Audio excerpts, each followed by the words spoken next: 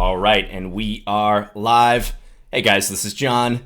It is a tradition like none other. It's Title Tuesday on chess.com. It is Tuesday, September 22nd, 2020. 10 rounds of 3+2 Blitz. No, 3+1 Blitz. Got to get that right. That extra second difference makes a lot of difference in time scrambles. So let's try to stay out of time pressure today and look to turn in a good score. I would love for 7.5 out of 10 or higher. That would be phenomenal. So I'm playing NM Play Good, the very first game. All right, let's play D4, D5. Greetings to everyone in the Twitch chat. Hello, hello. Hope you're doing well. Okay, let's play Bishop F5 here. And Bishop E4.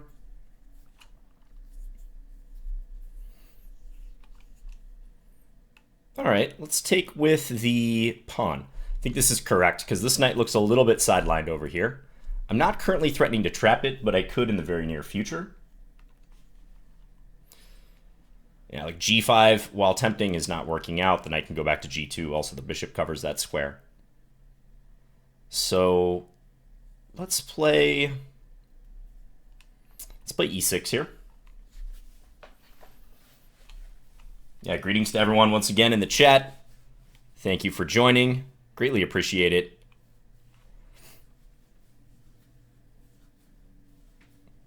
I'm going to have to pop my chat out here after the game, as it didn't refresh when I started this stream. Wow, white takes. Okay, I'm all right with that.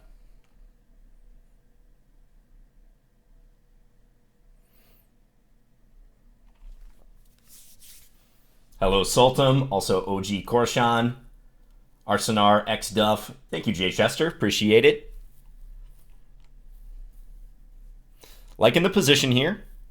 White has the bishop pair, but their king is on D1. That's a bit of a liability in my estimation. I think castles, maybe knight E5 coming. Looks pretty tempting. Okay, debating A5 here. A5 followed by A4, maybe just putting a stop to any sort of B4 expansion. But I think I can play this first, as I am threatening knight takes C4, so probably king C2 is going to happen. Maybe I don't mind the expansion. Maybe I should just be okay with that.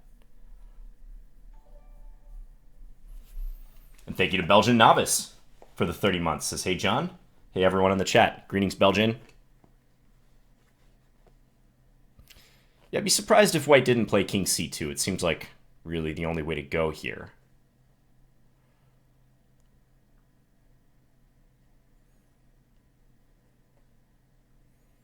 And that is played. Okay, I can go knight D3, but white may not take it. They might just play rook F1. G5 weakens me a bit on the long diagonal.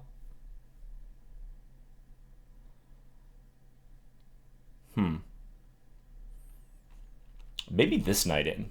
I'm going to use this knight to attack F2. Since this rook HF1 move would run into knight takes H2, so yeah, it looks a little bit better to do it this way. Now perhaps F5. Or G5, knight G2, knight F3 even. That might be a little too aggressive.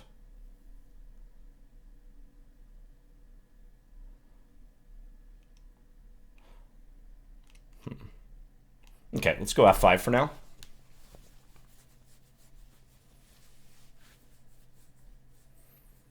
Retreat. Knight reroute, all right.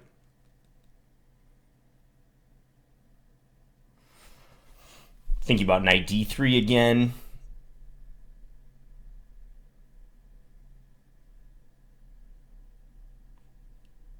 Or G5. Let's go G5. I know I'm inviting knight, bishop C3, but I'll put the knight back to D7. One of the knights. Let's do this one. H4, I'm going to meet with H6.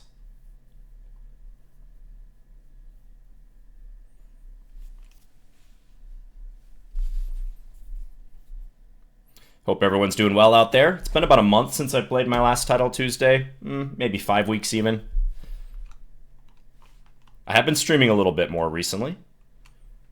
Had a couple good streams, playing Blitz on Lichess, solving some puzzles. Ooh, knight f4. Fancy. Is that a good move, though? Highly skeptical of that. I'm going to take. This white's going to have to give me their dark square bishop. Knight g4. Knight g4 or knight f3.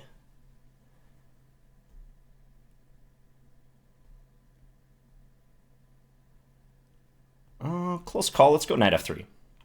Don't have a whole lot of time left.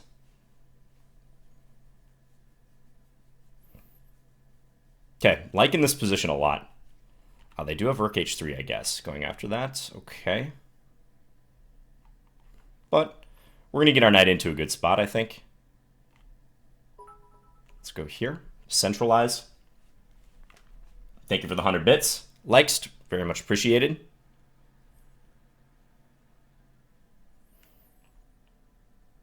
Okay. h5. Try to keep this pawn on h4, where maybe my bishop can attack it. Bishop e7 coming up. It's a classic battle of the two minor pieces versus the rook and the pawn.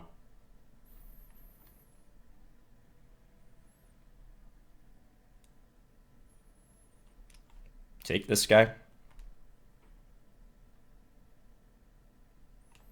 Go back here just to guard d2. I'm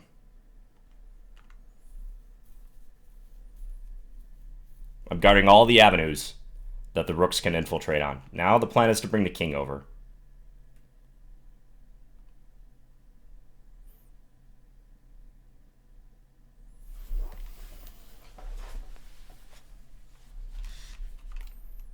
Just getting low on the clock.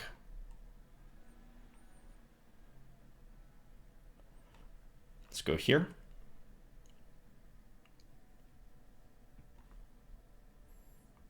I'm going to go for this trade. Not completely sure about it, but I am hitting h4.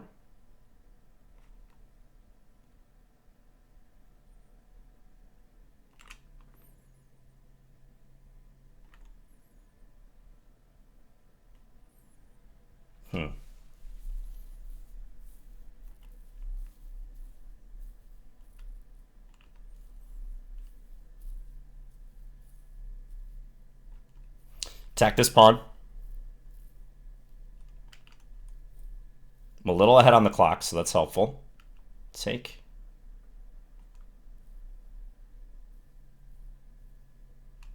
Go here. Don't want that king getting in. We just got to be careful. That is a win on time. We will take it. Probably a winning position. I'm up a point of material here. The king can be booted out with bishop d6 coming up. I am on e3, but it's still a little bit messy. But yeah, we will take that. Chalk up the win in the first game. All right. Get my chat over here. There we go. And right on cue, Belgian Novice. I believe that's 10 gifted subs. Hey, Belgian, thank you so much. Gifting those subs to Retiree, that Twitchtown dude, Juho, Tom Walker, Mr. Swift Tickle, Wild Goose Chess. Hello to Wild Goose Chess. Cutlass 8, Ezra Zayev, Drunk Monk, and Imarashi. Thank you so much. And Browser Web, subscribing to Twitch Prime. You guys are awesome. Thanks again, Belgian. And thank you to Otis86 for the 100 bits. This is Good Luck John. Let's go for a new personal record. Aye, aye. Otis86 was just helping me with my new PC that I'm in the process of buying. I don't have it yet, as you might be able to hear with my typical fan noise, but it's coming, guys. We're putting our heads together. He's been very generous with his time. He's one of my students. And we're coming up with some good stuff. Mainly he's coming up with it, and I'm nodding my head and listening to what he's saying. Fast Food Streak, thank you for gifting that sub to Mary Puffins. We have 660 players in this title Tuesday. That's a far smaller number than what we're used to in this tournament. You know, in the midst of the pandemic, I'd say around May, June-ish, when chess was really blowing up online, we were seeing 1,000 plus player title Tuesdays. So that's a bit disappointing to see that number come down. But I think it is to be expected. How was the date? Oh, yeah, I did have a date yesterday. It went well. Yeah, it was good. I think there will be date number 2. So appreciate you asking. Hello, Luke. Thank you for subbing. 2 months. Waiting for round 2 to start here. Let's pull up a game. This game is drawn.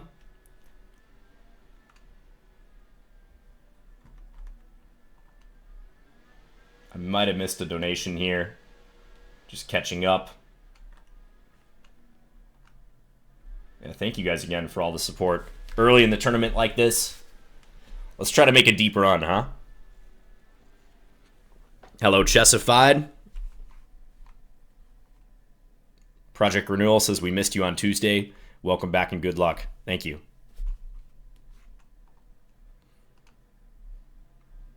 All right, round 2 coming up.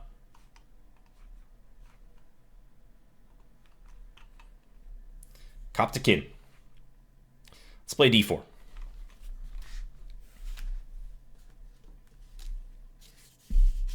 Polish FIDE Master. Play a little Queen's Gambit.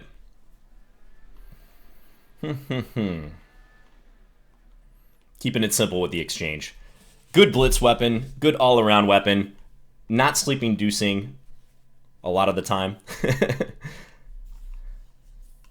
I promise you can play it dynamically. It is possible to do that. Okay, Rook C1. Let's play Knight E5.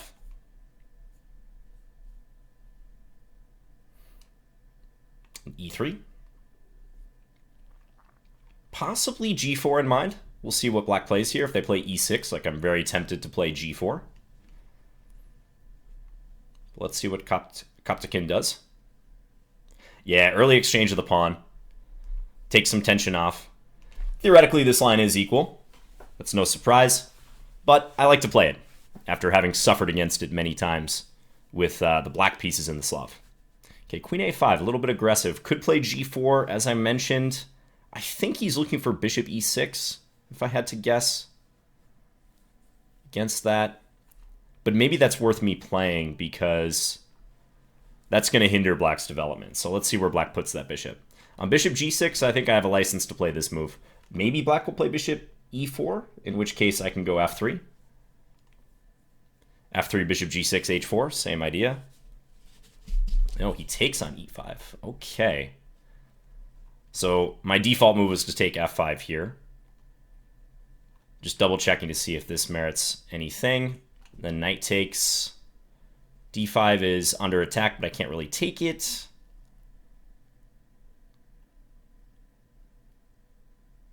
It's a little tempting, because that knight will be out of position, but I don't think it's a great idea, so let's just take F5. All right, now we're going to take and castle. I'm going to give back the bishop pair, but I like what I see here. Black has some development issues, perhaps. Plays E6. He's trying to solve those issues. Let's take. Okay, now can we exploit this rook somehow? Doesn't look like it yet.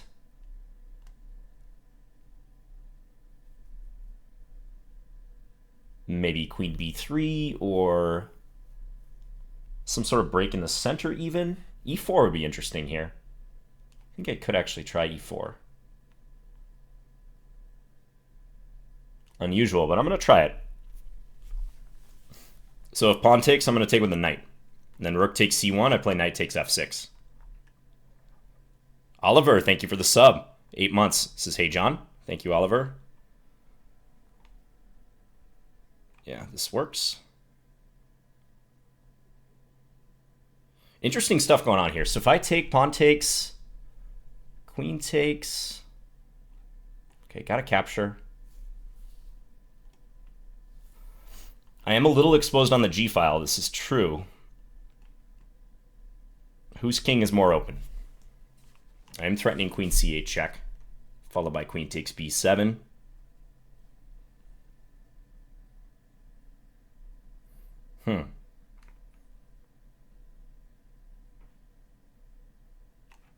Okay, let's activate, attack this.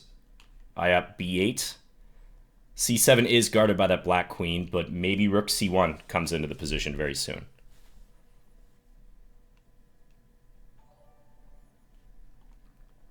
Thank you, Paul R. Hansen, for subbing 5 months. This feels good to me. I think he has some issues to solve here.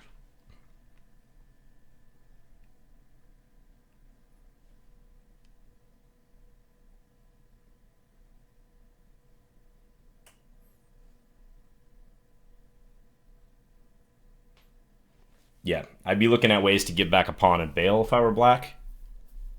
Tricky position. Hopefully I can capitalize as we get under a minute. Thanks for the 500 bits, Dilth Crane.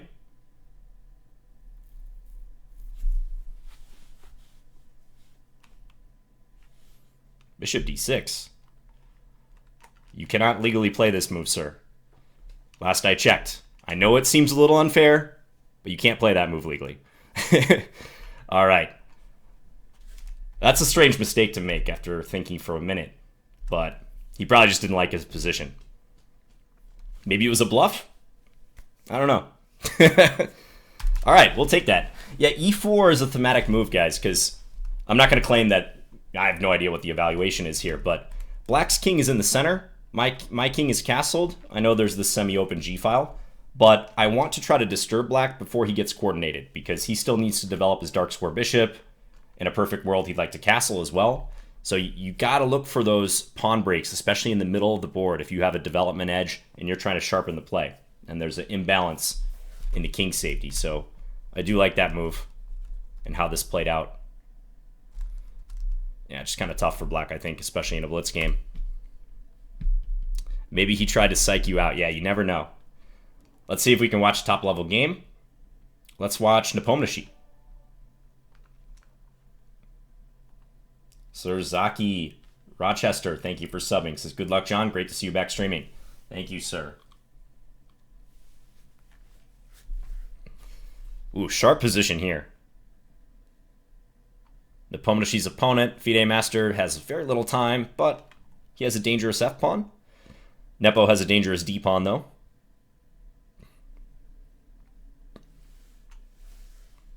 Thank you, Dev Sneak. Appreciate that. Thanks for the kind message. Thank you for watching on YouTube. I think Nepo's got this. The queen is also deactivated here, so very unlikely. Yeah, especially with queen f7 now coming in. That is a mate in two. Little puzzle rush tactic, guys. Queen f8. There you go. You see that so often in puzzle rush. Queen f7, queen f8, or queen f2, queen f1. Oh yeah, thank you for reminding me. Got to put up the win here. Hikaru's in the mix. Yeah, some usual Title Tuesday players. We see MVL here. Eric Hansen, the Chess Bras playing. Peter Svidler, wonderful time. Penguin GM1. I'm hitting most of the more known personalities in the streaming world, but of course everyone on this list is very strong. Giga Kuparadze. I like this guy's playstyle. I mentioned this before on stream. He's a Georgian Grandmaster. I played a tournament in Norway with him at the end of 2017. So basically 3 years ago now. And this guy is one of the fastest players I've ever seen OTB. It was a classical time control tournament, like game 90 with a 30-second increment at least. There might have even been a second time control. This guy was often up 45 minutes or an hour on his clock. And the interesting thing is he would very rarely walk around. He would just sit there and like kind of cross his arms and then like play a quick move and put his opponent under immense pressure. No, that's not Joe Baba. That's literally this guy's name, Giga Kuparadze. So, in another chess life, I wish I could be that guy. Maybe I can be someday. TXMate39, thank you for subbing. 13 months. Yeah, dude's very focused. I'm sure he's great at Blitz, too. And he would get into these wild positions, but he would always have like a huge time advantage, and his opponent's just like totally stressing out. Like every round this happened. I was watching him every round. Yes, this will be going on YouTube. You bet. Let's watch Karyakin. Okay, he just won. Sergei Karyakin playing Title Tuesday. Ooh, what's going on here? What in the world? Black is winning? White's not going to be able to stop this pawn from promoting. Run this way with your king. Run out this way. No, no. Don't go that way. What's wrong with going this way? Oh, sneaky move. Rook d8. I like that. Knight g1. Now the knight blocks from a different angle. Oh, but then white gets to... Okay, now white's winning. I think white is winning here. Yeah, you're not going to stop that pawn. Oh, what a turn of events. GM Dimitri. Hey, Nicola. Thanks for the 1,000 bits. Appreciate that, Nicolas Josin. Hope you're doing well, my friend. Cheers. I'm going to cheers you with a venti blonde roast from Starbucks. Had to do the Starbucks pitch, right? Even though I'm not sponsored by Starbucks. It's in the title of the Twitch stream. Okay. Rasmus Svein. Okay. Or Svane. This guy's very good. Young German grandmaster. But hey, we're pretty good too.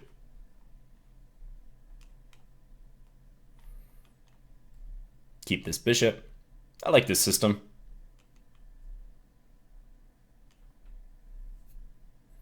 An early capture there. Let's take it this way. I feel like this is some theory. I can't imagine this is that scary, though. In the grand scheme of things. Is it intended to go for a quick e4? Because that's what it seems like.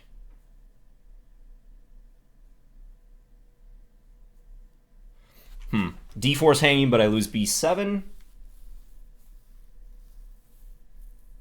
Or do I have rook b8 there? No, I think that's too scary to take. There's some issues even with that line. So I could take b3. But I think I'm just going to take here. And then knight back to d7.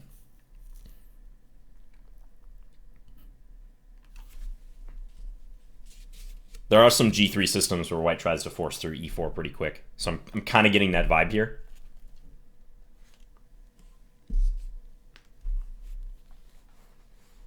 Again, I wish I was sponsored by Starbucks. I wish. They can still call me. Or just pop into the chat. But we even had a viewer one time who, I think he said his father works at Starbucks corporate. And he's like, John, I've been talking to my dad. I've been trying to put in a good word for you. And I really appreciated that, but nothing ever came of it.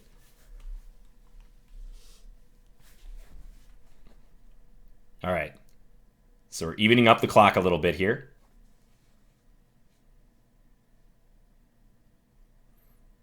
Okay, now do I take that? That is in the queen on b3. I mean, the pawn on e5 is hanging after a queen trade. I know a7's also hanging, so I'm kind of compelled to capture. Let's do it.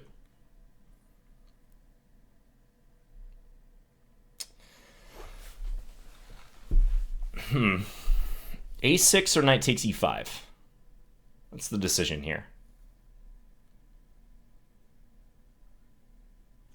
I'm going to go with knight takes e5.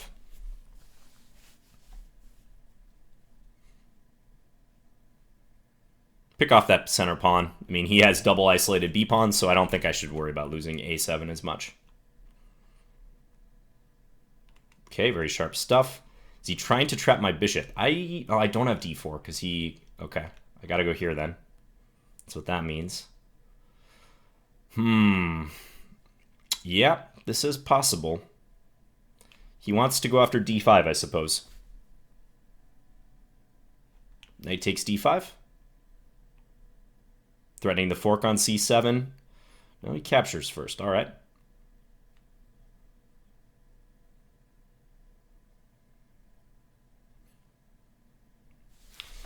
Yeah, this is just sharp stuff, you know?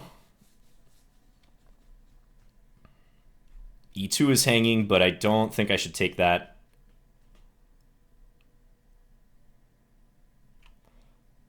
I'm going to play bishop here. Feels a little defensive, but I got to cover c7. Could play bishop d6.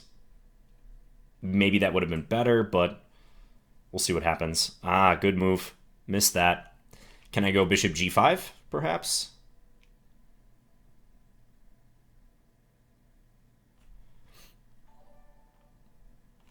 Looks as good as anything under the circumstances.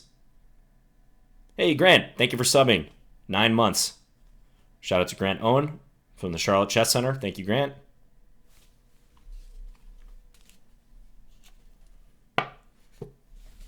Yeah, so I ran into some issues with the light square bishop for sure here, guys.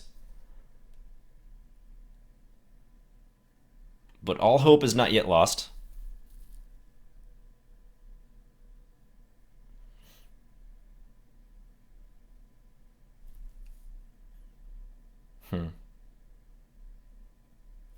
Rook e4 is an issue now. I can't castle kingside.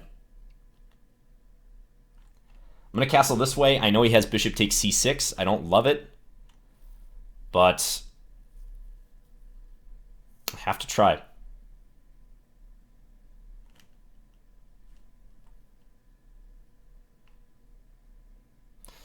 Does he have a mate threat of some sort? I don't know. I'm going to go here. Just try to coordinate. Rook d1, rook takes e2.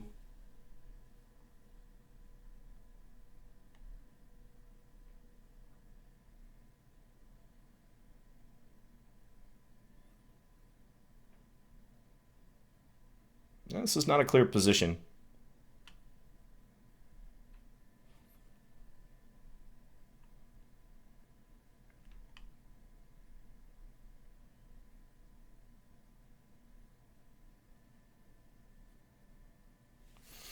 I would strongly consider e3 if I were him. He's going for it. Okay, let's check.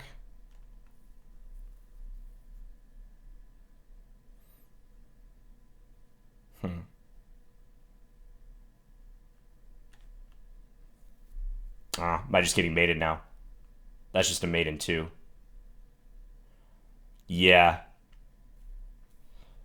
Okay. It did not register for me right away that it was actually just a mate in 2 threat. With his bishop covering everything.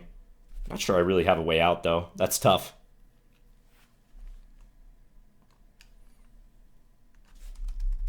Yeah, rook a4 is a tough move to meet.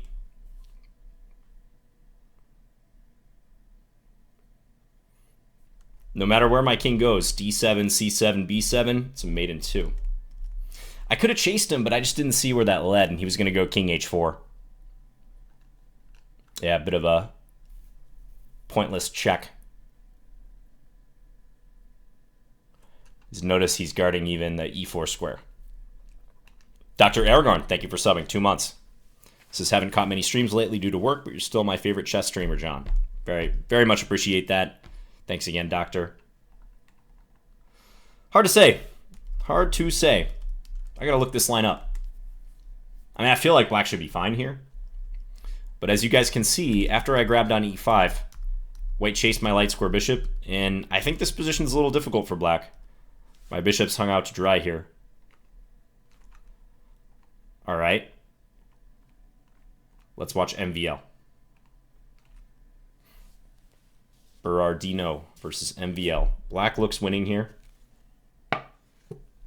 King h6 probably. No, he's going for it. MVL, he likes to choose the most concrete way to win a position. Like, I would never do this. Allow that pawn to get to f7. I just think, why? But he's not afraid at all. I would have played king h6 in that position, like, almost 100% of the time. Because white can't play rook takes f7 because of the promotion. But I have noticed that about MVL. He always goes for the direct and oftentimes tactical solution.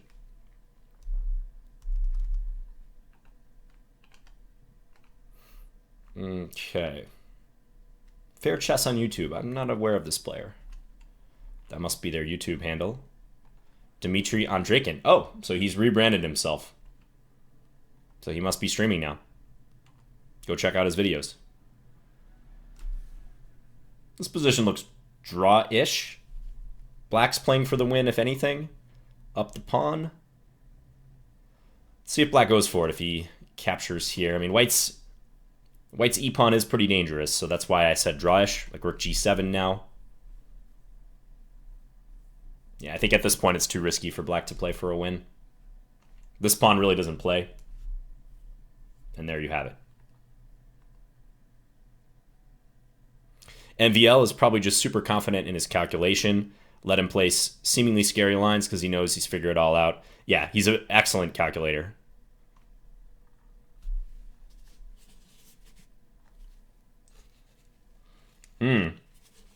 Foolproof says capture on b3. Did I have that option? Yeah, I guess I did have rook takes b3. Yeah, I probably should have played that in the game. Then block on b8. My king still looks sketchy, but yeah, I think you're right. You can see king safety is so important in Blitz. It's important in all time controls, but in Blitz, the value of a safe king is huge. So that's why gambits and playing for the initiative goes up in value. This is a draw. White's going to lose this pawn, but they will gain the opposition because black will be capturing it on g4, just so long as white plays king g2 at that moment. This is a draw. Interestingly, if you shift this down a rank, so black capturing on g3, white playing king g1, that's just winning for black. I talk about that in 100 Endgames You Must Know, available on Chessable. But it's just an interesting quirk of key squares, opposition. Great to know that off the top of your head, which these players do.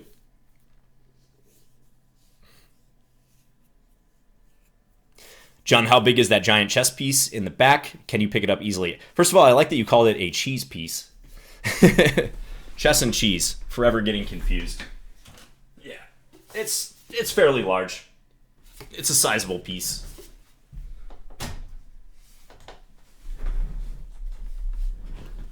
All right. Guillaume Bachis. Let's play d4 again. It worked in the second round. Okay, let's play knight f3. I'm going to go for my Tory. He plays e6, though. I like playing c4 against this rather than the Tory, so let's do that. Yeah, I once opened a bank account at my local bank, and the person who helped me do that before you could like easily do it online, I said it was going to be a chess account. It was like for chess-related expenses. And I don't think she understood like what chess was, or I don't know if it just didn't click for her, but she labeled it cheese account. And I thought that was funny, so I just kept that for like several years. This is my cheese account. YH Tomit, thank you for subbing with Twitch Prime. Okay, I kind of want to keep a little bit of tension here. I'm going to play bishop g3, even though capturing on e7 is normal. An entire bank account dedicated to cheese. Exactly. Yeah. That's a very good name. Yeah. Nice. If we expand it to dairy puns, you might even say it's an excellent choice. Okay. Which way to capture here? Let's take this way. I know there's a check possible, but I'm going to play knight d2. And if black wants to go all in with bishop b4, I think I'll just play king e2 in that case. Chill in the center with knight c4 on the way. The king on e2 is actually pretty safe, in my experience.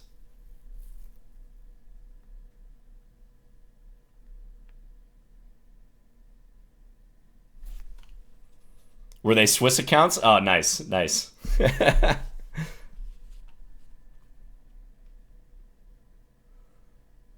Okay, queen c3 is a bit annoying.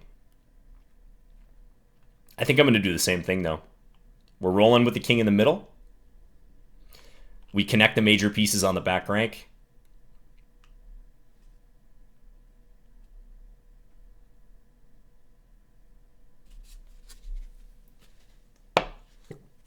Hopefully this game is a breeze. Typically, you wouldn't want to keep your king in the center like this. But again, I think it's relatively safe. Black is underdeveloped, so I don't mind it. Queen b3, perhaps? Or rook c1? I think I'm just going to play queen b3. We like our queen trades. Yeah, the delayed Bond Cloud, right? King E2.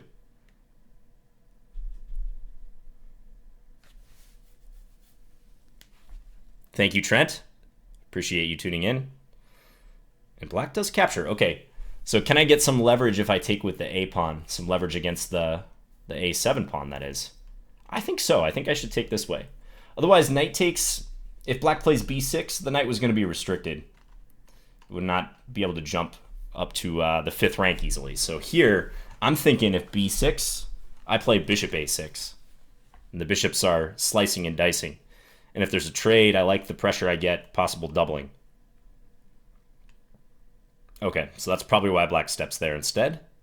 Makes sense. Knight C4. Also, rook HC1 just comes to mind.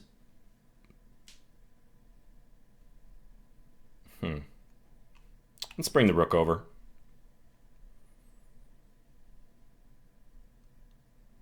What's in the Starbucks cup? It is a venti blonde roast.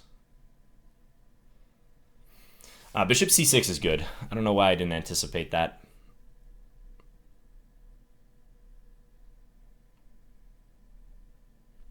Just hitting that pawn. All right, let's go here.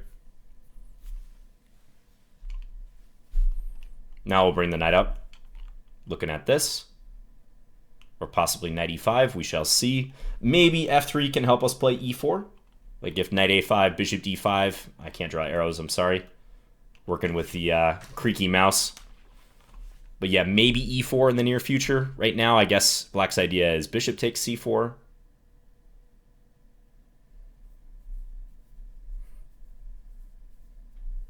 Still, though, that is the bishop pair. I don't know that it amounts to much, though. This knight h5 could be happening. Okay, I'm going to go here. Idea of this move is so if knight h5, I can play bishop h2. I'm not sure about this, but I want to solve that issue.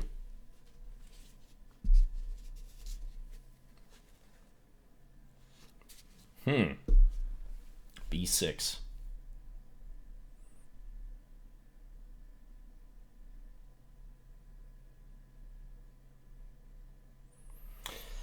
All right, let's go ahead and play this. See what happens. Maybe black won't even take. They might pull the bishop back to b7. In which case,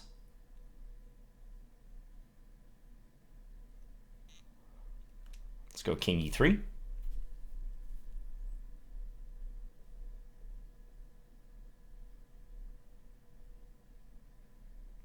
Knight h5, bishop h2. Okay, now there's some bishop g5 stuff to be a little concerned about.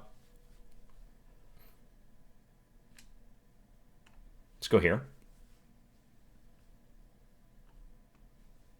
Looking for knight c6. Time pressure.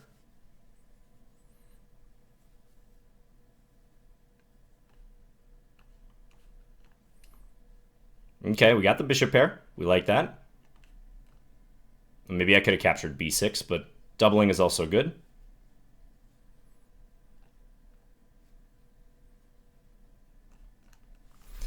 We like the pin. Ooh, this is going to be trouble for him against my bishops. The power of the bishop pair, guys. That's too much. Too much. All right. So his position came apart pretty fast after he played a5, or even a little bit before that, I think. Bishop b4, whole knight e8, bishop b4 operation. Kind of looks like black didn't know what to do there. I have a little bit more space, but the position still seems fine for black at this point. But all right, we moved to 3 out of 4. Good stuff. Yeah, so again, king e2. You can get away with this if your king is safe enough. These pawns are not going anywhere. Again, black's bishop's on c8. It's going to take black at least 2 or 3 moves to coordinate, so I think it's fine. All right, who can we watch? Let's watch Hammer versus Karyakin.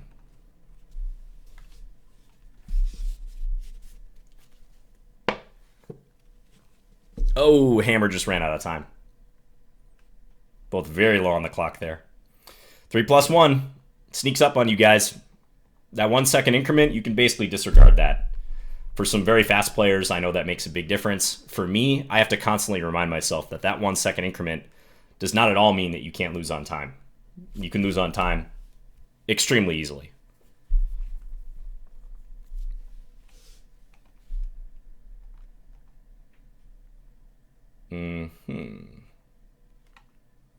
Oh, love Black's position here.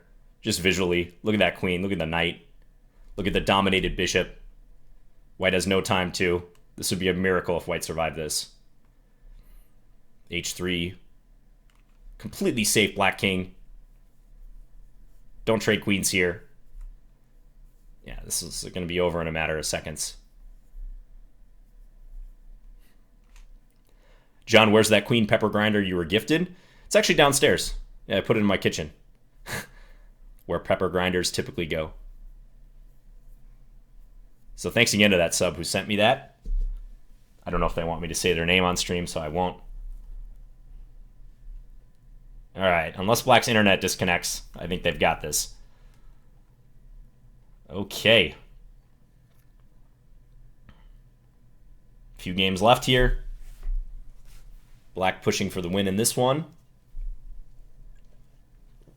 White has the queen, but Black's got a bunch of connected pawns, rook and bishop as well. Should be winning for Black if they play it right. It's a huge if, though. Is there a perpetual here? Probably not. I think White can't even pin the G pawn, so this should be just winning. Yes. Black does win. 2 games left. Drawn rook ending here. What about this one? This one's a little more interesting. Whoops. I meant the other one.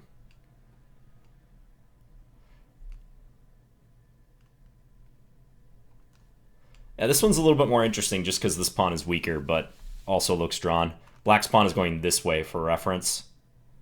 So Black can win the pawn. Oh, Black has very little time too. Didn't notice that. Totally drawn. Black's might lose on time here. They very well might, even though now it's king and rook versus king and rook. Okay, now they're coming back a little bit. Hopefully they don't play this out for 50 moves. Good afternoon to S. Murray.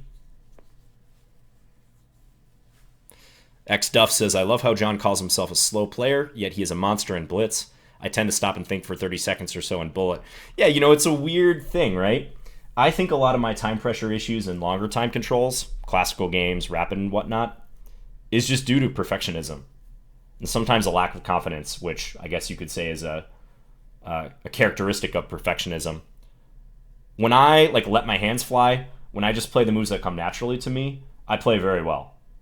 And it's a constant struggle for me to force myself to do that in my longer games too, because you always trick yourself. You always trick yourself into thinking, oh, I have all this time. Like, yes, my chess instincts say this move or these 2 or 3 moves are probably best. But why don't I look at other ones, or why don't I just let the clock tick for a while?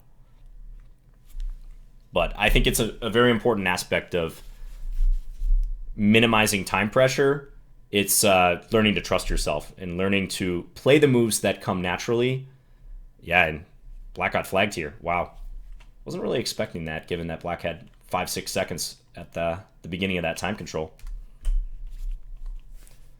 But yeah, for those of you who suffer from time pressure, I would recommend doing that, like trying to maybe do some specific training, like I do in using the clock as a weapon, where you intentionally you force yourself to play fast. You don't let yourself get into that mode of second guessing. Yeah, that might have been an internet connection issue. We have a break right now, 6-minute break. All right. Hello to Crafty Wrath, by the way. Crafty Wrath, the author of the Checkmate Patterns Manual. Another chessable title. Go check it out. Okay, I'll be right back, guys. We're on a good score. Let's keep it going. I'm going to make some tea as well. Still got some coffee left, but going to make some tea too.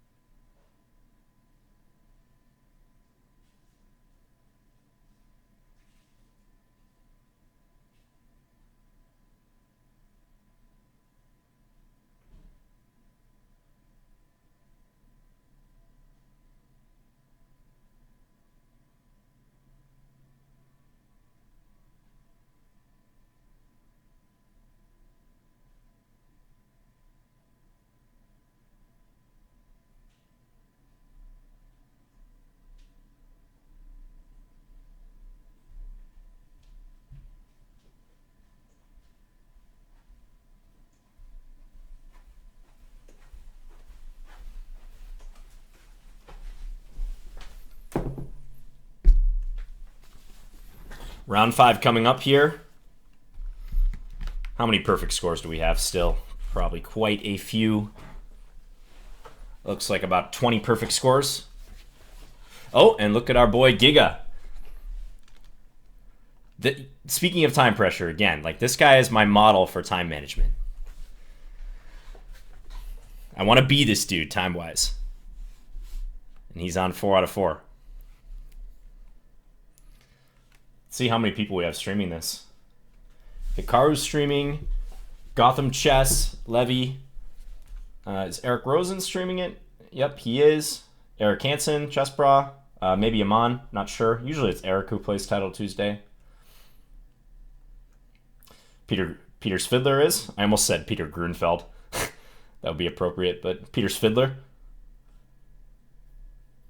Aka Nemsko. Chiyu is streaming. Min Lee. Anna Kramling.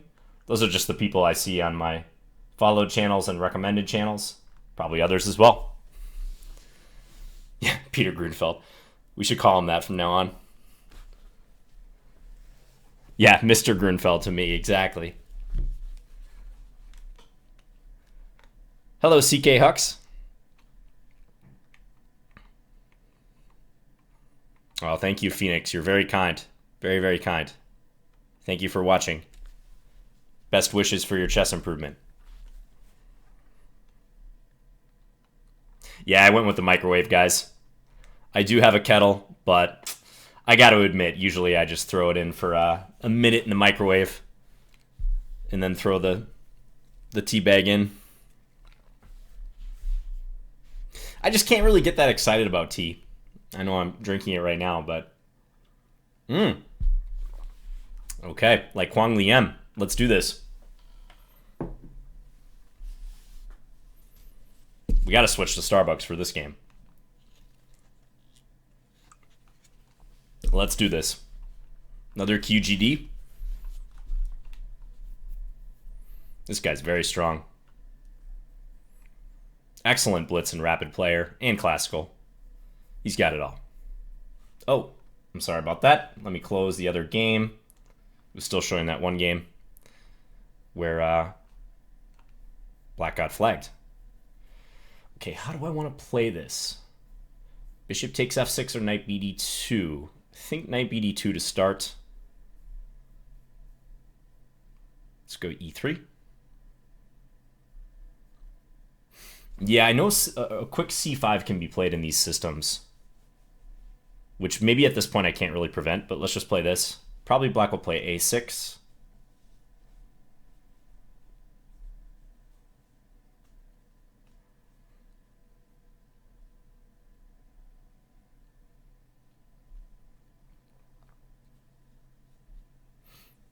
Thank you guys for the support.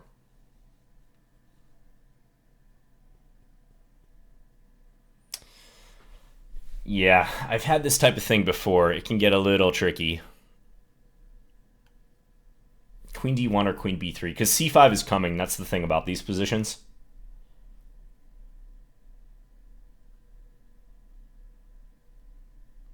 I'm going to go here.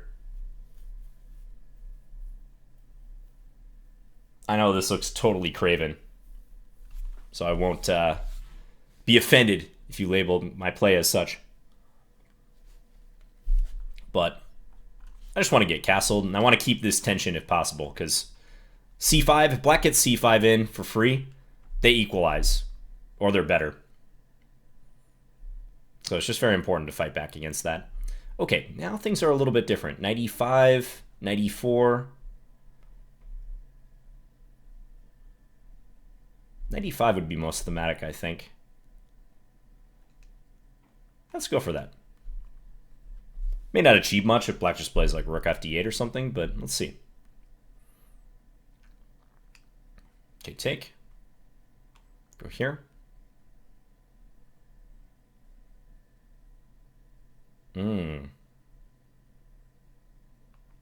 Okay, maybe queen d6 though. Queen d6 with the idea queen c5. So rook here, queen c5. c5 can't be played, that hangs the queen.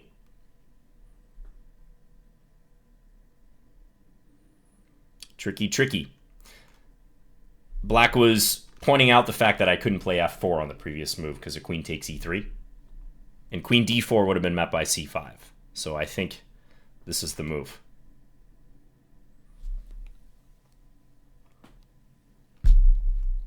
Thank you for the energy, S. Murray and Quadra. They're saying, take my energy. Thanks to you YouTube viewers as well. Even though this tournament has already been played by the time you're watching this. I know you're giving me energy too. Okay, queen back.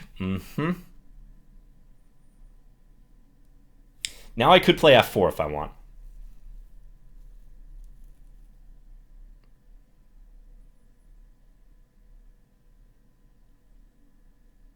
Kind of leaning towards doing that. Let's do it.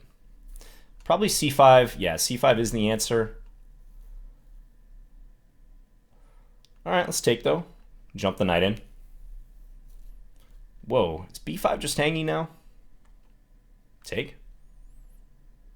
Rook a7? This looks awfully bad for black. This looks suspicious. Oh, we got to run with this initiative. Rook b8, bishop f3 on the docket here. I could also take b5, but no, we're going with the sure thing. Take this next.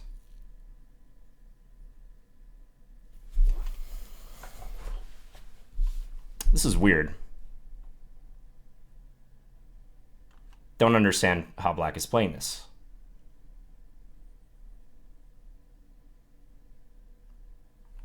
Take. I'm just up a piece here, guys.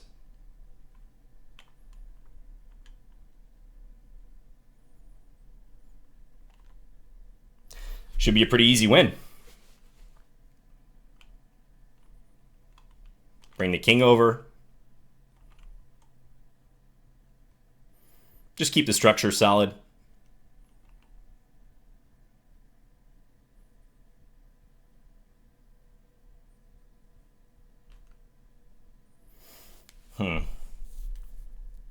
Yeah, let's take.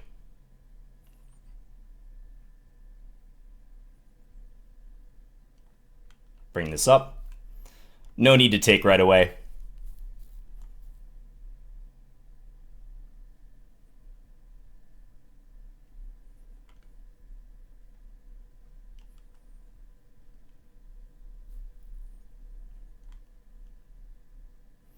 Bring the king over.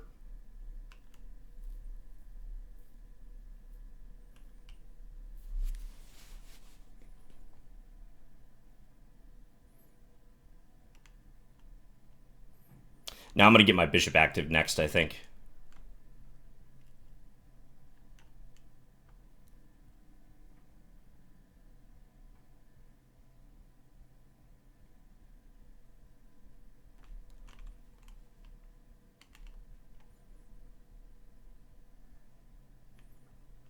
Let's go here.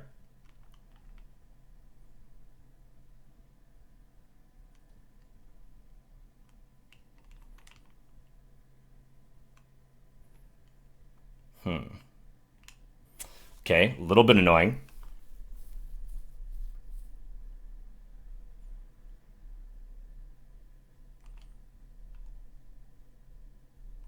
Maybe f5 next?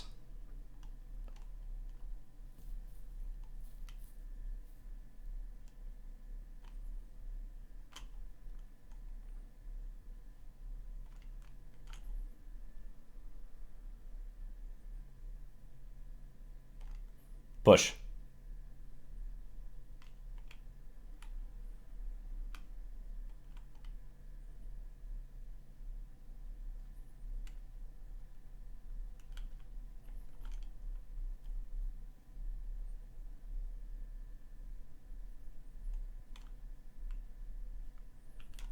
Ah, am I messing this up? I think we still got it.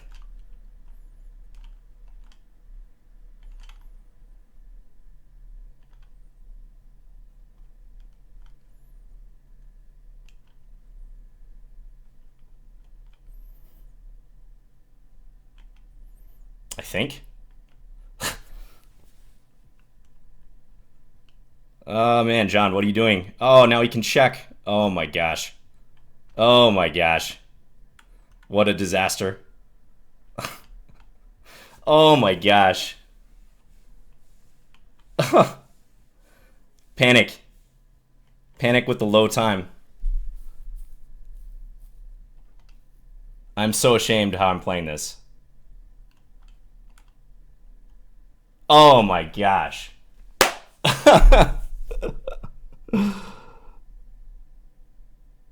That is shameful. Totally shameful.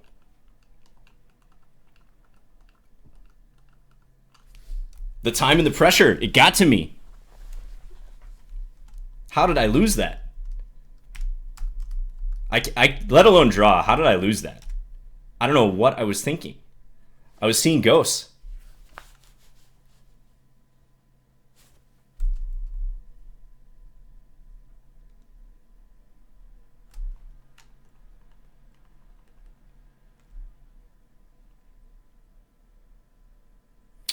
Yeah.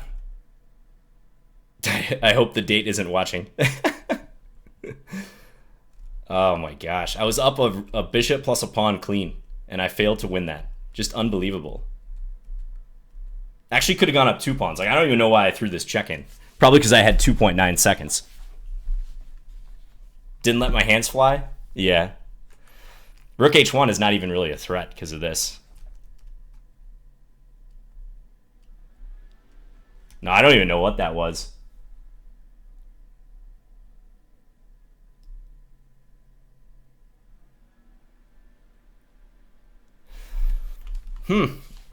Yep. We just got the advantage in the middle game. Like right here, rook a7, winning position. Brutal. These strong players, though, they're so good at like making these small problems for you. I mean, even when he was pushing this h-pawn, I was like, okay, he can go h4, but I should just be winning in like a million different ways. But somehow, like, his king came up to h5, and you saw what happened. Like, I burned a significant amount of time trying to work my way out of this, where I didn't lose the e3 pawn. And I know in the sober analysis, in hindsight, it's just so easy to come up with better moves, but when your opponent's like consistently playing fast like that, it's difficult sometimes. Yeah, and I mean, at this point, I lost that one pawn, and he managed to get his king all the way over to g7, which is super annoying. Again, in hindsight, I'm sure there's different ways I could play this. Like, I should never lose the bishop here, but like at this point, I was just trying to find some way to keep the winning chances alive, and that was dangerous with 1.8 seconds left. That's brutal, guys. No other way to say it. Okay, the Patrick 27.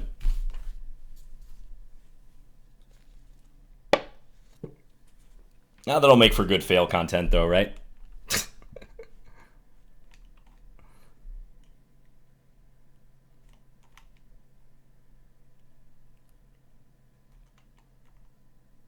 I do wish I would have avoided flagging, though, in that rook ending, because that rook ending was still drawn. So that was a psychological misstep. Thank you, Hairless Italian.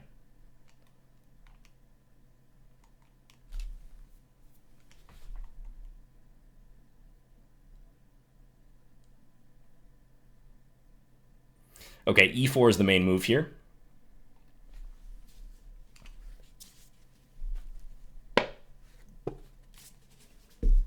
Still on track for 8 out of 10, exactly. Got to look on the bright side. Yeah, that was a frontal defense in that rook ending. If Black's pawn had reached the 4th rank, I would be losing. But with their pawn on the 5th rank, I think that's a draw.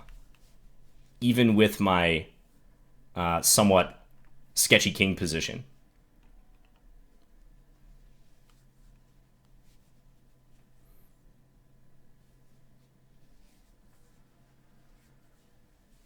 Be better to have my king on c4 instead of c6, but I'm pretty sure that's a draw.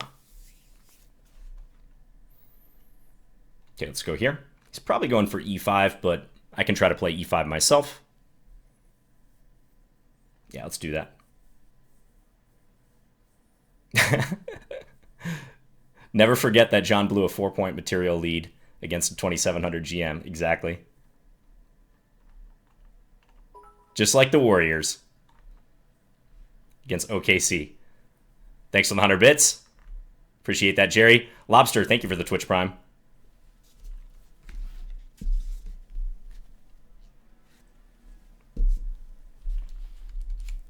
Can we look at that end game after the tournament?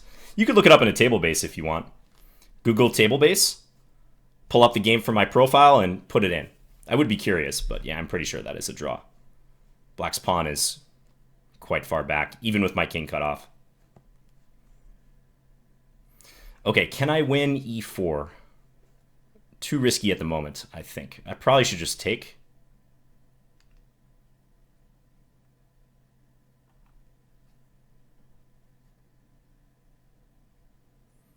Okay, takes with the queen. So what's stopping me from playing bishop takes and then queen takes? Probably nothing. Ah, he's going to take with the pawn. Okay, that's fair.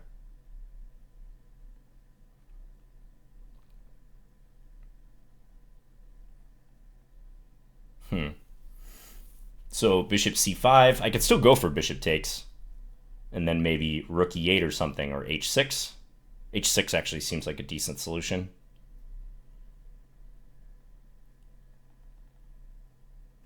Let's not think too much, though. I kind of like bishop c5 even more. Maybe I can give black some white some problems on f2.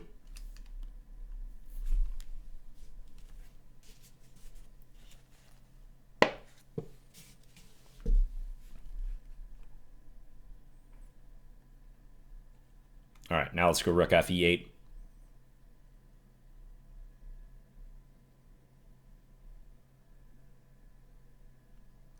Yeah, thanks, Keith. See you later.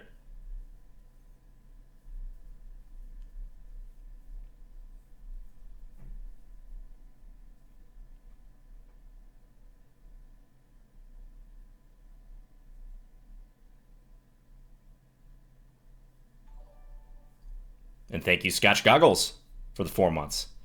This is Hi John, long time no see. Good luck. Thank you very much. Yeah, I still have a good score here.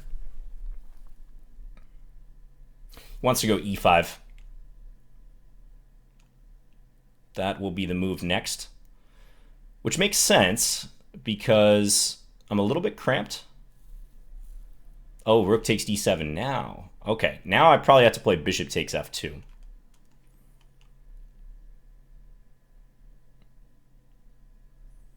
Okay, interesting. Yeah, he should be better here. I didn't see that operation. Material's equal, though. But, yeah, I think I would take the 2 knights in this situation. This king is a little bit open. g4. Sharp. I would like to keep queens on board. I think that would be really helpful.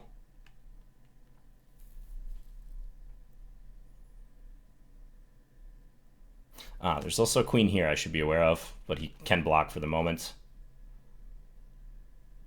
Maybe I try for b5 or some sort of like rook d8 operation. Let's try this. I'm going to attempt to confuse the issue in his dwindling time. So he takes the queen, maybe rook b8 and go after b2. He wants that queen trade. We really do not.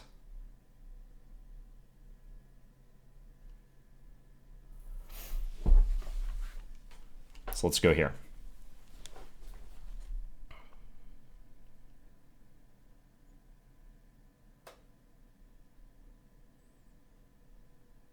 Also have to be aware about knight g5.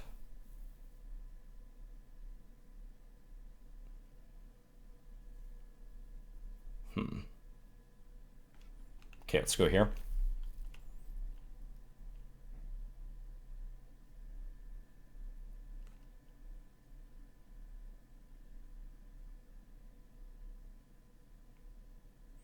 Can't take. We can do this though. g4.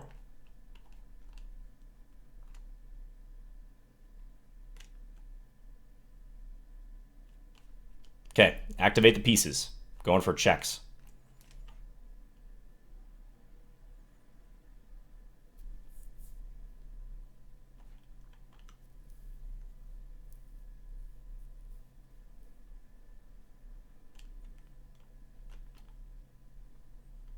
Oh, got him with this.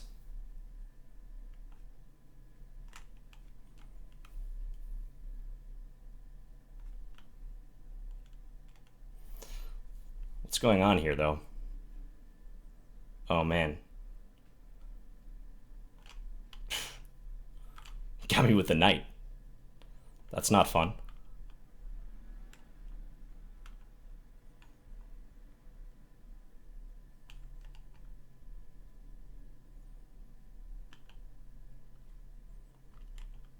Oh, king g8. Come on. Lost on time again. Didn't get king g8 off in time. Weird position right there, though. I actually can't stop knight c6 in this position. Thank you, Shamgar, for the 5 months.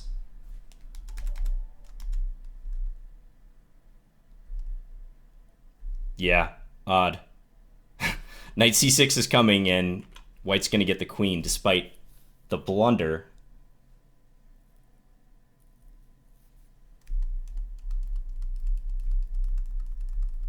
Yeah, lost track of time, though. I was under 2 seconds this whole time. Basically, from this moment onwards, I was trying to find some way to deal with the knight c6 operation. Maybe I should just check white around here, and then try to, like, pin his king at some point. Although it's hard to pin the knight and also keep an eye on b8. So it's tricky. Anglo, thanks for the 2 months.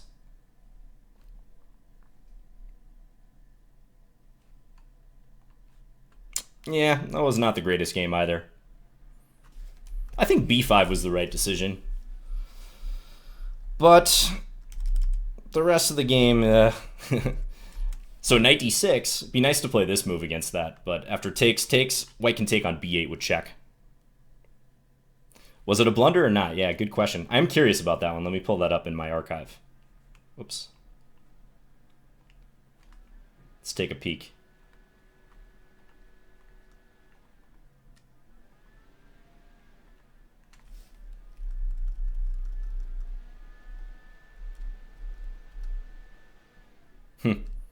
Engine says equal after b7. That's too funny. Now it says white's better after I gave this check on a7. I was just trying to see what he did with his king before I take his queen. Yeah, white is better at that point. Okay. Botchinade. I've played this player before. Grandmaster from Georgia.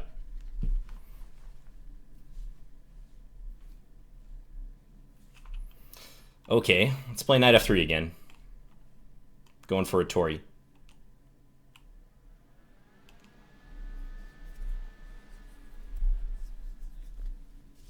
Played this player a couple times, I believe.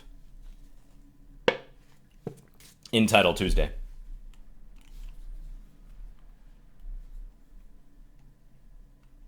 Let's go c4.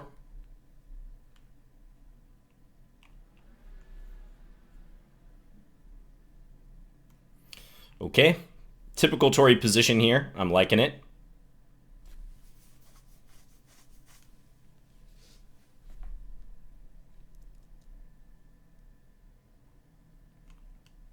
Rook c1 looks standard. I'm not going to sweat g5 too much. Black gets the bishop pair, but this has weakened black's king a little bit. Maybe now bishop d3. Let's go for a trade.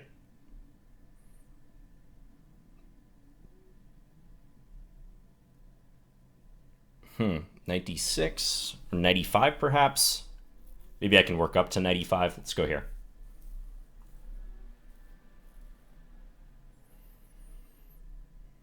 Could also try to attack somehow on the king side, although without a light square bishop, I think that's kind of a difficult plan.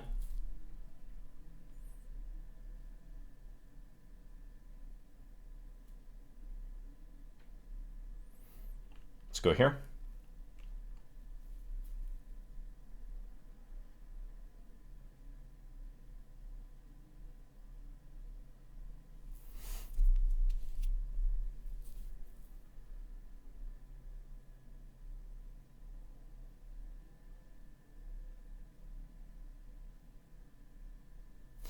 quite sure how to play this. I'm going to go rook c5, I think.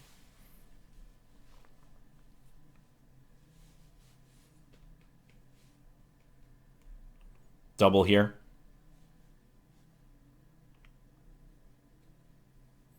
Maybe b4 on the way. I should be aware that e5 could happen, though. Thank you, Fuv, for gifting to Dark Frazzy. All right, I'm going to set up a little cheapo.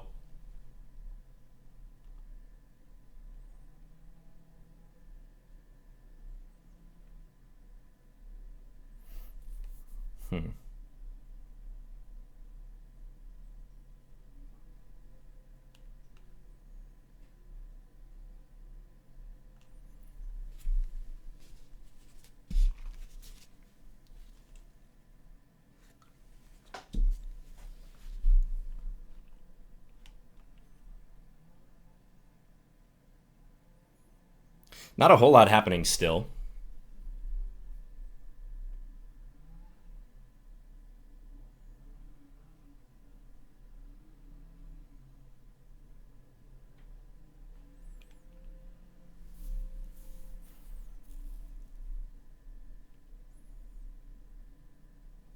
So knight e5, there's bishop takes c5.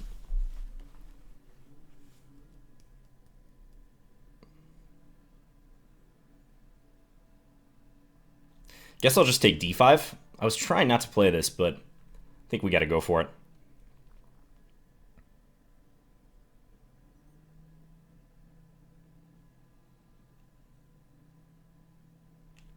Okay, try to pivot the knight around. I know there's queen e4, but I'm going to go knight c5 and just see what happens.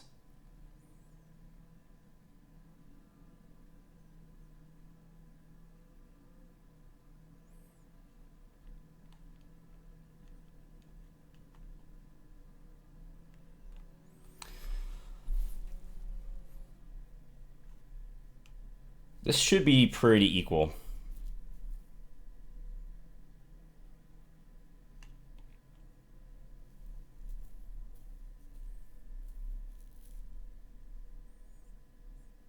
mean, black has a backward b pawn that's not looking too hot, but it's pretty thin what I'm working with here. Not sure there's even a great plan. Probably queen back to e7 and challenge me to do something.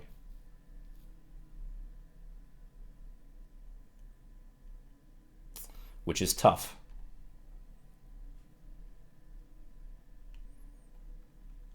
Okay, I'll try f3. Then king f2. I think eventually, if I want to win, I go for e4. But will it do anything? That's the key question here. Let's try. Let's give it a shot. d5 now?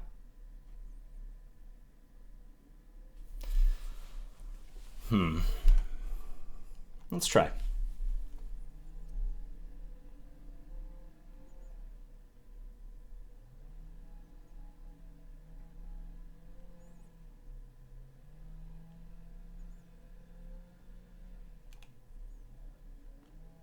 Let's take.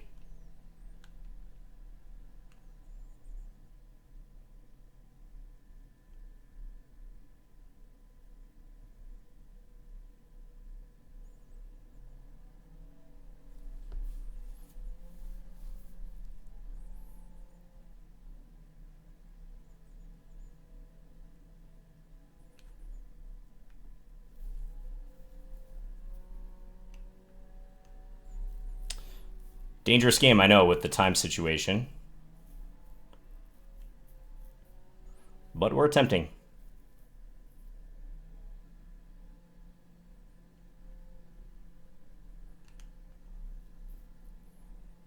Not sure I should have let g2 drop.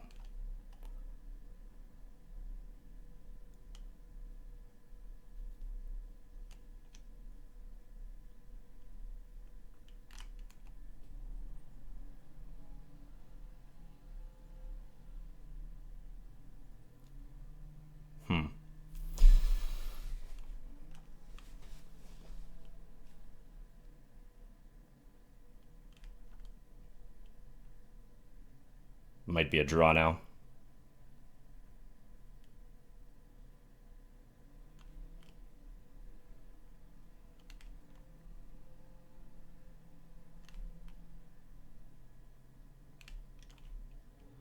Okay.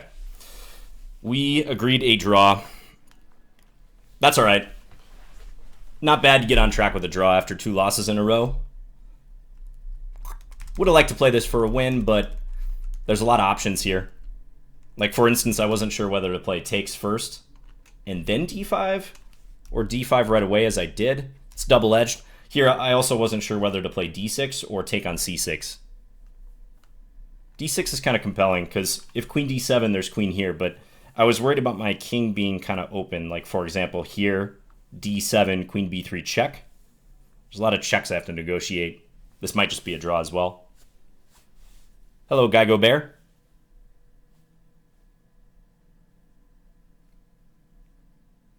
Yeah, queen endgames are very tricky. Agreed. Oh, we got MVL versus Hikaru. They drew, though.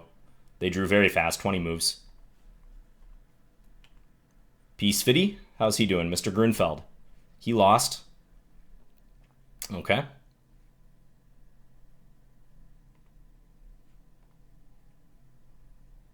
Pragnananda. He's trying to win.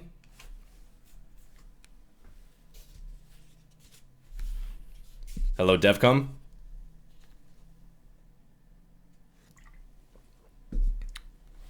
Yeah, there's queen versus pawn in 100 endgames. But yeah, there's, I don't believe, queen and pawn versus queen, for instance. Some of those are very tricky.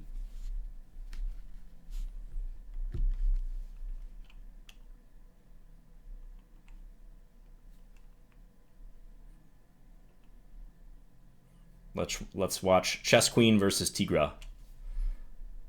Chess Queen is Alexander Kostenyuk. Who's playing for a win here? Probably White is. I think White is winning. Well, maybe not. Maybe not. Check. Oh, no. Pin. Pin the pawn. Okay.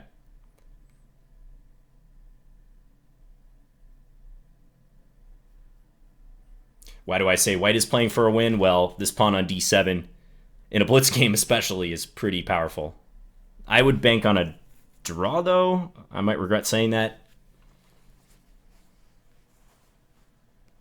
Oh, that is quite the blunder, though. Queen e5. Nice move by black. Wins the queen, or wins the rook, rather, and will prevent promotion at the same time.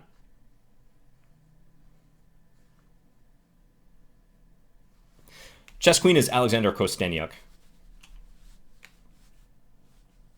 former women's world champion.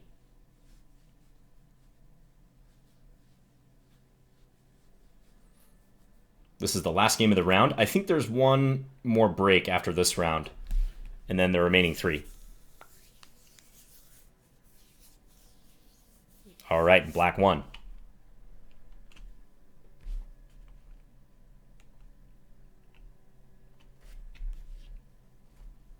All right, 6-minute break. So I'll be right back, guys. I know that loss to Le Quang Liem kind of took the wind out of our sails here. It was a good lesson, though. I mean, I was very unhappy about how I handled myself in the later stages of that game, of course, but it's just a great reminder that strong players will force you to win in all stages of the game. They won't just lose a piece and then immediately lose the game as a result. Like, they find ways to press you, and he did that game. So that was rough, but life goes on. Okay, be right back, guys.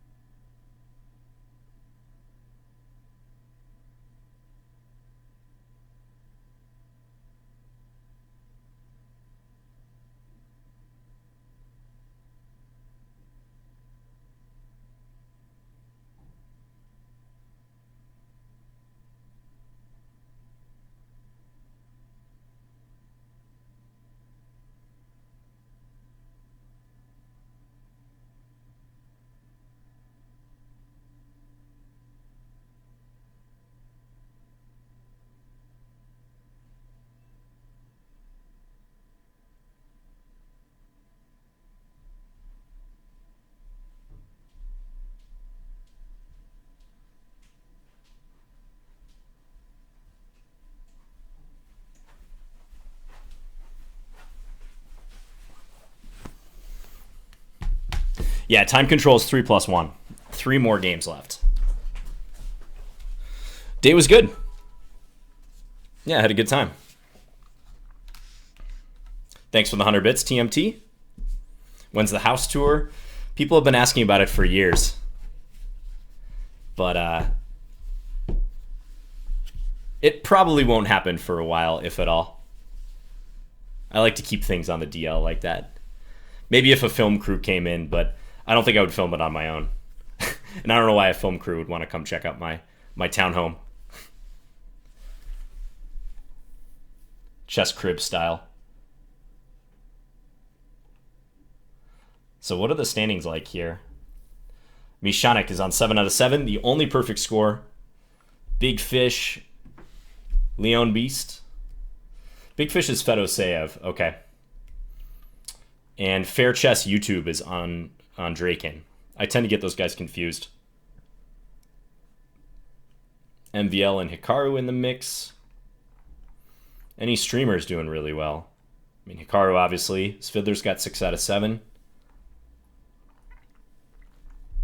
Our boy Giga dropped a little bit. Feel your pain, man. Alexei Shirov is playing. Brilliant player. I love his Fire on Board books. Great player to study in the Semislav. GM Krikor. Shout out to GM Krikor from Brazil. Eric's got 5 out of 7. Okay. I have an even score, 3.5.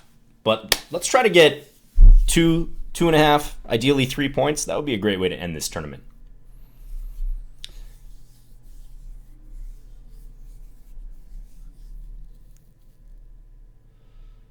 When will Lifetime Repertoire The Grob be released? Who would be an ideal candidate to write that? If they could make The Grob playable, that would be quite the achievement. If they can even find a quality for white, I think that might be deserving of a Lifetime Repertoire. Lifetime Repertoire The Bong Cloud, even better. Obviously, Hikaru has to write that in view of his recent game against Jeffrey. John Millett, thanks for the 5 months. This is so happy I made it home from work in time for you to watch you in Title Tuesday. Yeah, thank you for tuning in. Artak Manukian, I think he's a D4 player. From the Armenia Eagles. No, he plays E4. All right, you know what? We gotta do this, huh? Let's play a Queen A5 Scandi. Let's see what Artak has cooked up for us. We're going to go Bishop F5. I'm going to play in the old style. Scandi time, yes indeed.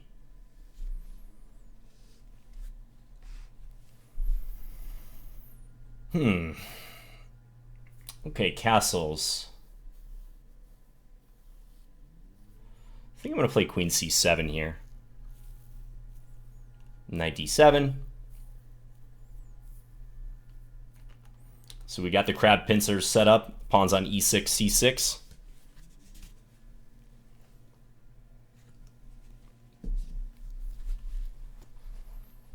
White would love to force through D5 oftentimes in these structures, but it's often debatable if it works or not.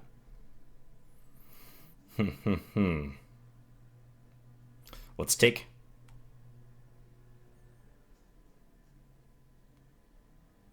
Go Knight D5.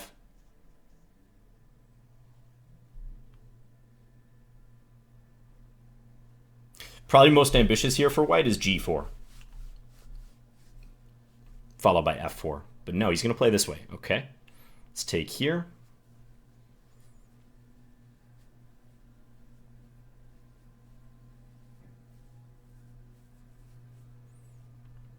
Take.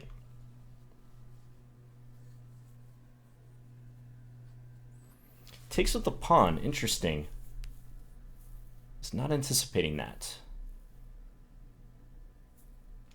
Okay, let's castle this direction. So he wants a structure with the pawn on D4. Understandable, I think. I'm thinking about playing F5 here.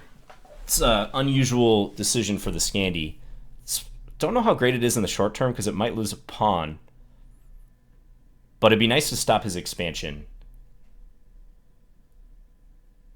Let's try it. Looks interesting. So he could take en passant, but yeah, he's not interested. Okay, so now bishop e7. If he shifts a rook over, I'm probably playing king b8. Okay, f4. Let's just play king b8 for safekeeping.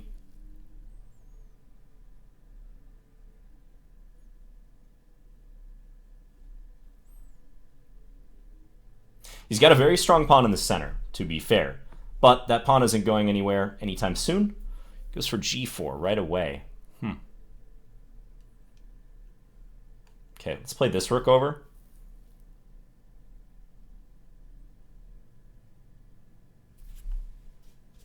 Hello, true colors. He takes. Again, playing in a way I probably wouldn't myself. But different strokes. Now is he going to go h4? Yep.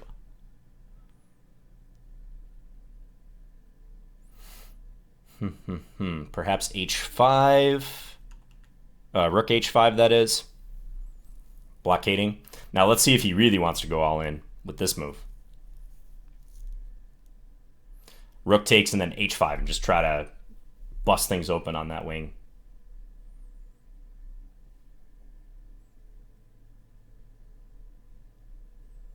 And if he plays f5, I might be able to play queen d7. Goes rook h3, okay.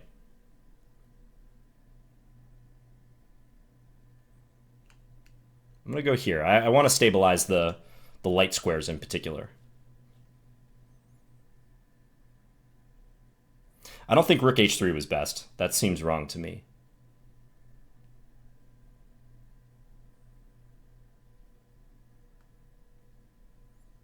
Goes back, okay.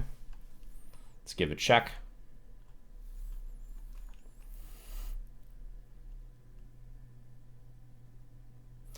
Queen c2.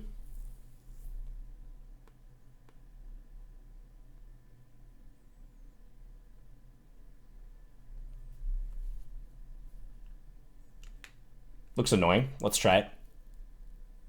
He's got to use his queen to defend. And then I can try for some sort of rook takes h4 or bishop takes h4 thing. Don't know if it's the best call, but I'm going to think about it.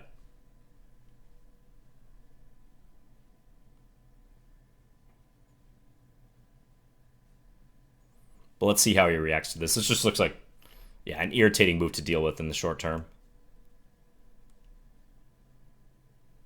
Queen b3. Okay, wasn't expecting that. Makes sense, though.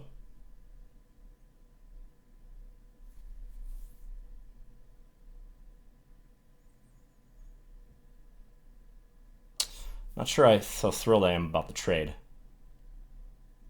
Let's go here.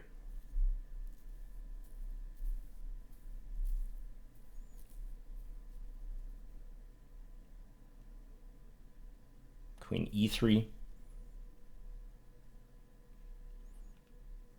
Okay, now let's take.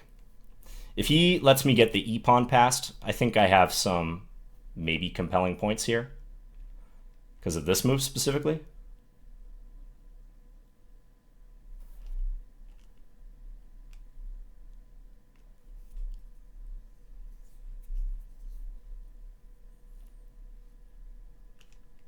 Let's take that.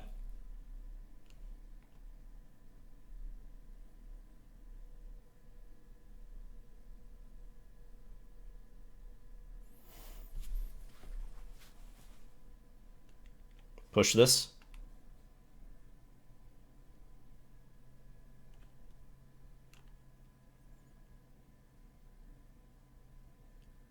Maybe I could have played e2 there. I don't know. But we're just going to go after this pawn. I am up 3 pawns now.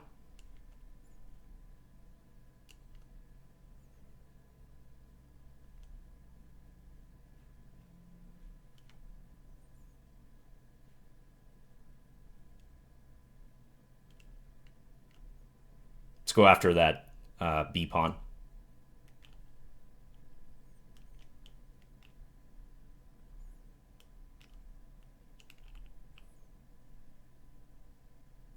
Okay, up 3 pawns. Hey, we'll take it. Get the victory. I think trading the queens on e4 was a bit of a turning point in that game, because that gave me that very annoying e-pawn. And I saw this construction in my head when I decided to allow this, because I'm threatening to go e3, e2, e1 in a lot of cases. That's just, thank you for subbing, 26 months. Yeah, I think white perhaps rushed a little bit with g4, and especially taking on f5, because white gets these pawns on h4 and f4 that are locked. I feel like if white's going to justify their play here, they have to do something kind of radical like f5 in this position. Otherwise, it just gets blockaded. Okay, let's see if we can catch a little bit of the top action here. Leon Beast. Let's watch our boy Giga. There we go. He's ahead on the clock as advertised. He's got a queen versus a rook. Tricky position, though. He's fighting against the connected pawns. It's another one of these, just like we saw in the chess queen game. Probably a draw. Baby white goes for it. Looks like it. White's trying. Oh, and it's Tigra again, actually. He's the one who beat chess queen in that game, and he's on the side with the rook now. Whoa, look at this construction. Got to move the rook and free up your king. That's not easy, though. King g8 loses to queen e6. Maybe that's not even losing, but those connected pawns are pretty strong. So black's trying to keep this pinned. Maybe queen f6 at some point soon.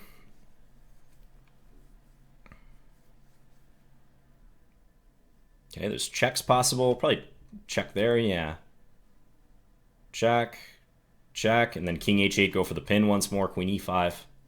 Feels like a draw, because white's h-pawn is not really playing, even though that's 2 connected pawns. Okay, now black's king gets in a little bit. White's got to be careful. If they lose the a-pawn, weird things can happen.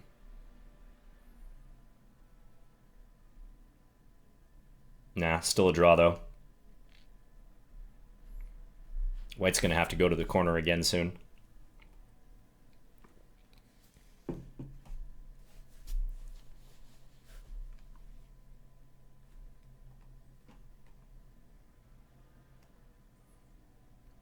This is one of 2 games remaining in the round. Whoa, queen, rook here. Wants to promote. So white really taking some liberties with that rook. Queen f8 was not mate there because the white pawn could capture. Oh, white's going for it? No. Great play by black. I mean, really both players, but black's really keeping his calm here, keeping his cool. Queen f5. What's going on? Check. Check from c8 probably. Okay, the king is loose now, but it can't really go anywhere. You don't want to lose the h7 pawn if you're white when black is guarding g8 queen. Oh, take? No. Further checks. White's trying to hide, desperately. This is a great effort by both players. I would have flagged like 20 moves ago. Oh, there you have it. That's the situation I was warning about. Queen takes h7 when white can't queen. Okay, so now black's probably winning. Almost certainly winning. They can pick off a2. White will check black a little bit, but this pawn's rolling. Okay.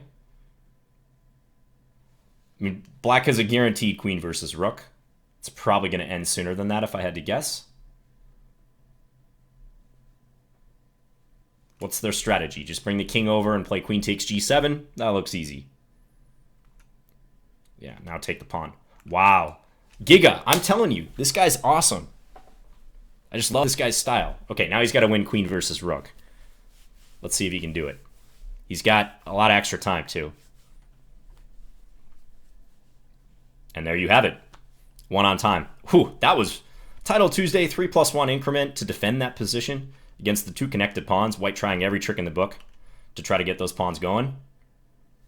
Can't praise him enough for that. Okay, FM the Hound. Here we go. Come on, let's get to a positive score for the remainder of the tournament with 1 round to go after this. Let's do another Scandi. Let's play the Queen D8 variety. This is in my course on Chessable. There's a free version of it if you want to check it out.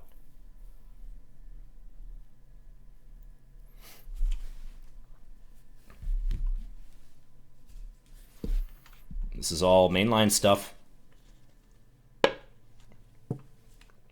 Early A3. Rules out bishop b4, although debatable if black's even going to do that anyways. Okay, interesting. Let's go bishop d6. White expanding. Expanding aggressively. I'm going to bring my queen out to a5.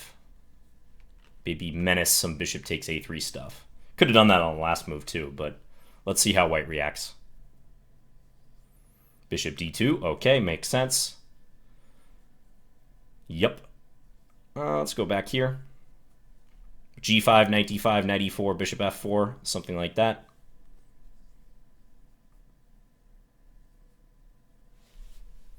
b5 is also kind of interesting here if I want to clamp and not worry about c4 in the future. Because on bishop f4, very likely white will go c4. And I think that's fine for black, but I am a little bit cramped. So we like the knights in Blitz. Let's try this. 2 knights versus 2 bishops. The eternal battle. And white doesn't take. All right.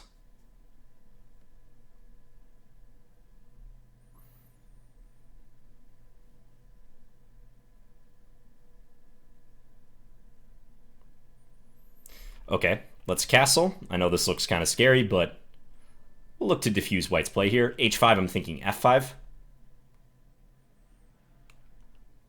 Play down the f-file.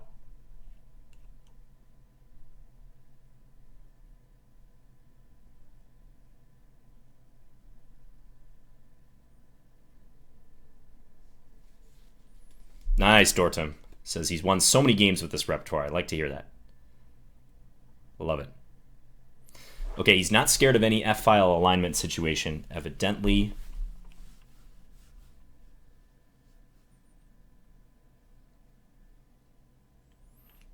All right, let's go here.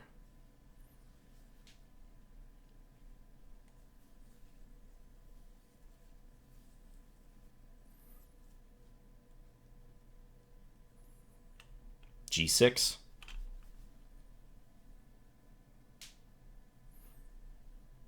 Now, this pawn could be useful in the endgame, for sure.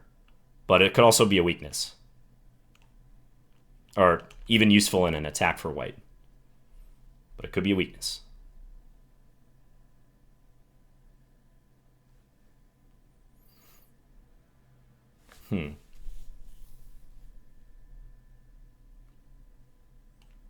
Take. I'm thinking maybe knight f4 is appropriate here. To guard e6 and put some pressure on the bishop.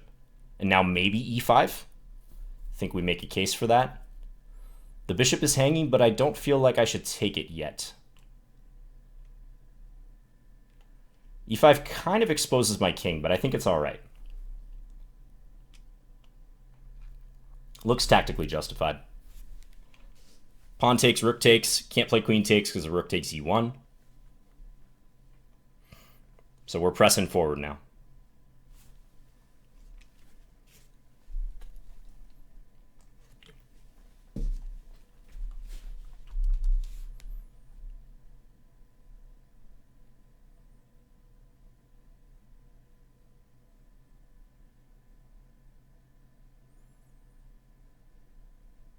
I like this. I mean, it's a messy position, but I like my setup at present.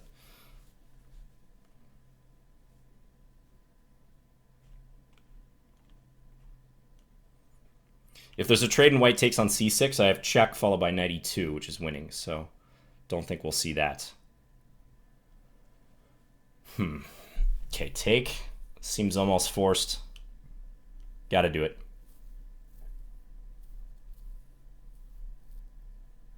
Would be nice to keep that knight, but I don't see a good way to do that. Okay, maybe knight e4, but then there's rook e2. Okay.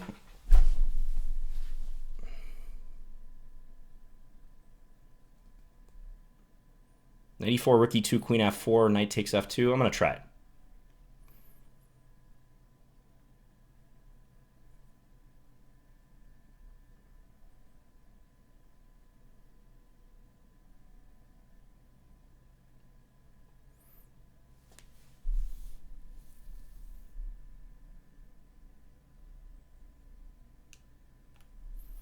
Let's see how white plays here. Queen e3 is a move. Although it may not be that great for white. We'll see.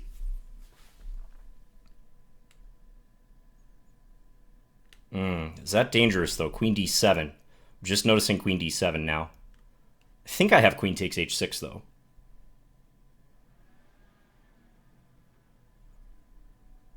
I think that's all right.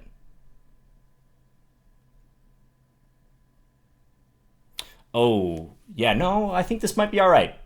It's definitely scary looking, no doubt. There's queen c3 as well. Queen c3, queen f6. Wow, white takes. Is this winning somehow? That's the idea, but I block. Queen f6.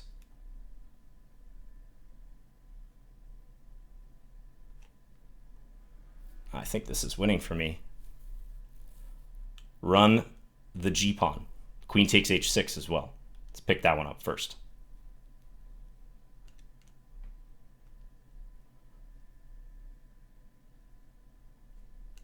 Okay, rook d8. Push. And here. There we have it.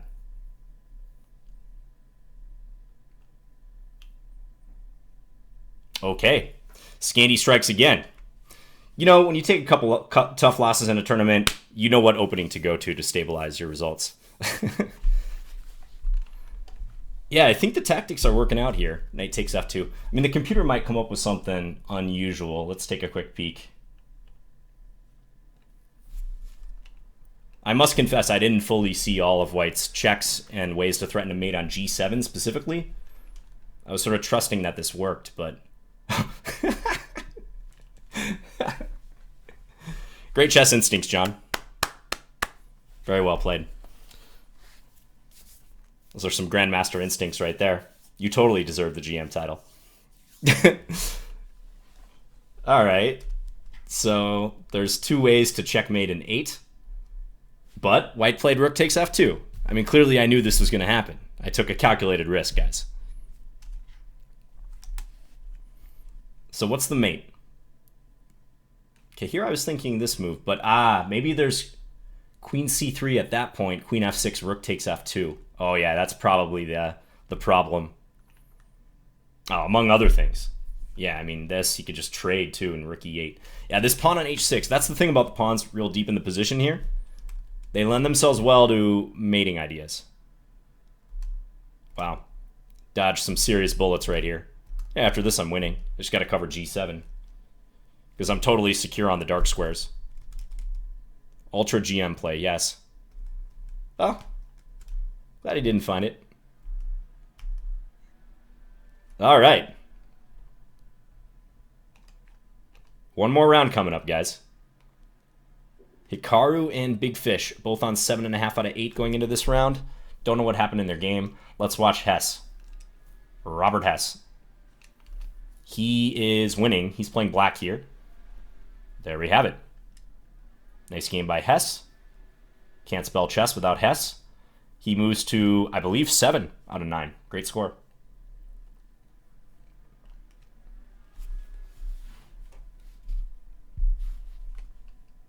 Okay, white wins here. Let's watch Lafong, the magnet. Lafong wins.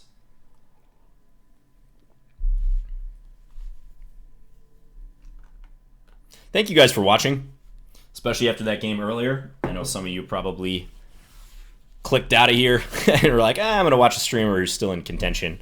That would have taken me to 4 out of 5 if I had beat Lekwang Liem, but you can't drive in the rearview mirror, as they say. So I'm glad I've recovered a little bit. A couple of tough games there.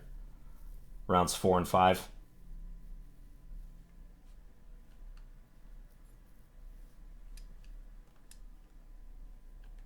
All right. Last game of the tournament. Let's play d4. Thank you, Sean. Appreciate you tuning in, along with everyone else on the archive version on YouTube. Thank you, guys. Okay, let's play c4 this time. Knight f3 hasn't been getting me that great of positions, but we'll go for this. I guess I'm going to play it again. Yeah, why not? Since black played a QGD, this is a tough move order to face.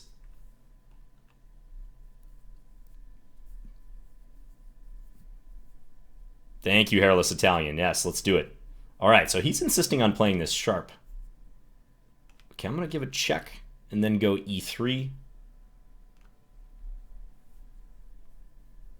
Bishop takes c4 on the way. Hey, John, ZH stream sometime. Do you mean Crazy House? Not huge into the variants right now, but maybe for fun sometime. Oh, I see your username. Please play Crazy House. That makes sense. Yeah, we do have a good feeling. That's right, Guy Gobert.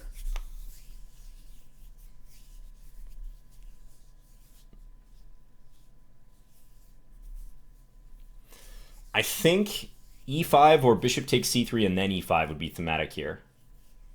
Okay, they go rook d8. Maybe this now. See where that queen steps.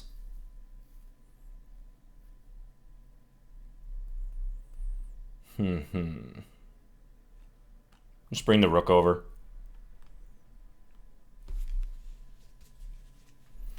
Yeah, so black is all loaded up for e5 at some point. Doesn't feel like it's going to happen imminently, but very soon. Let's play a3. Long-term b4, just kind of helpful to control that square too. If black does play e5 now, I was thinking d5 and the knight would have to go to b8. Maybe black can get away with that, just knight d7 after that.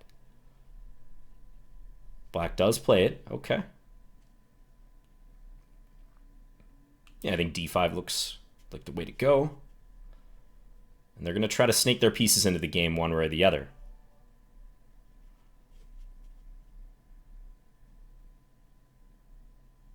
Okay, I'm going to drop this back to this square. It's not doing much on c4 anymore. Fathers, thank you for subbing. 2 months.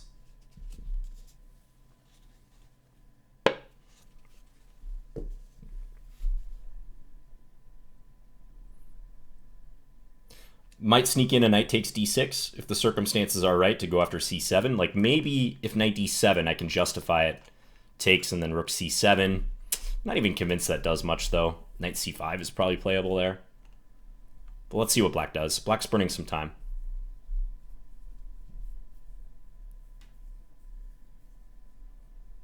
There's ways for black to blunder here. I'd say bishop f5 or... Yep, there you go, bishop f5. It's a likely move.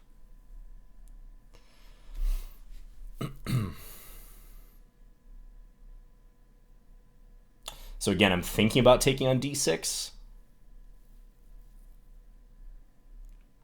Yeah, let's play it simple.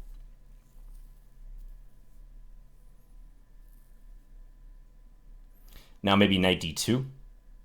Start maneuvering. And again, knight d7, rook c7 looks a little irritating. I think at this point, I can probably do that. Knight c5, I take e7, and then win b7, up a pawn. Perhaps some compensation for them, but let's try it.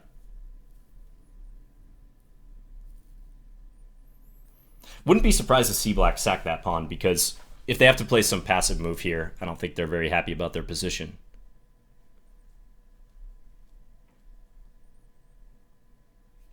Passive being like rook d to b8, let's say. So I would bank on one of these moves being played. Probably knight c5. Nope, queen f6. Ah, because if I take knight b7, it'll be the answer. Got it. Okay. Is e4 a problem for my opponent?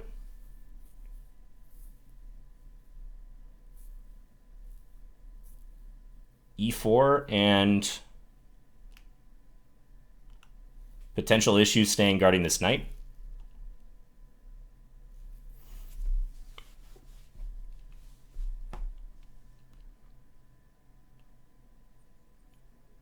Yeah, looks annoying.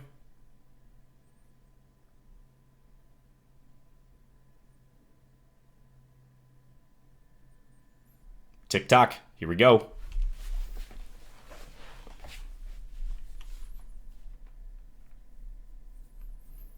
Whoa, bishop h3. Okay, was not expecting that at all. I see the point, though. Does that even work, though? I don't think that works. I'm going to play this kind of fast and just hope to put them under time pressure. Check. The idea is they think both my minor pieces are loose. But I have bishop g4 is the thing here. Queen back. Ah, he's going to go h5.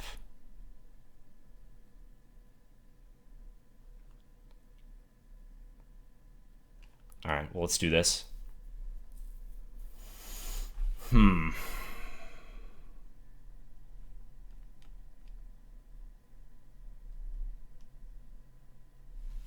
g6. What's going on here?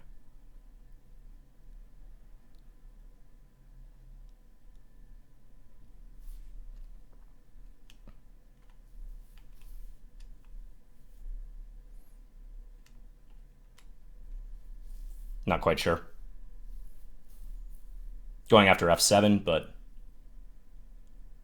can play rook f8. Probably has to.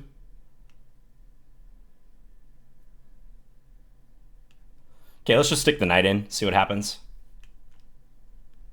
Probably has to trade. No.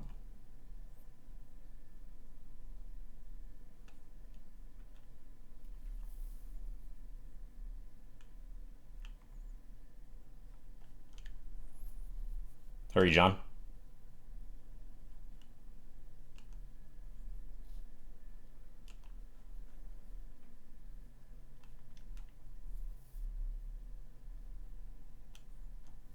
Oh, dropping this.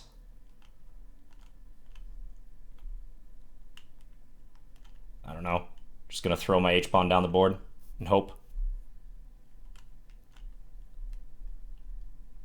Ah, okay, that worked out. That actually worked out great. Oh, maybe he mouse slipped and meant to play queen f3. That would have forced the queen trade, and black's probably not worse there, but... All right, hey, 6.5. We recovered a little bit score-wise. Okay. Let's see if we can catch... I keep trying to catch one of the top games, but I think they just draw. Like, Hikaru probably just drew with Nepo. Probably because I think it's top 8. Top 8 get to the knockout stage, so they're probably not upset about that. Tomonome, thanks for the 100 bits. Much appreciated. Yeah, the result was all right in the end. 6.5. We usually take that in Title Tuesday. I mean, I'd like to get into the 7.5 range more often. It's happened a couple times. Yeah, I don't think I played the end of that last game too well.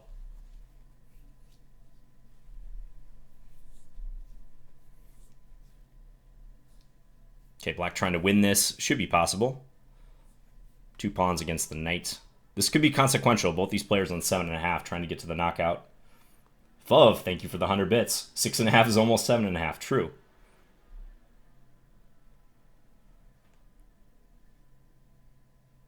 I think Zagolko is going to get it done here. Now his king gets in.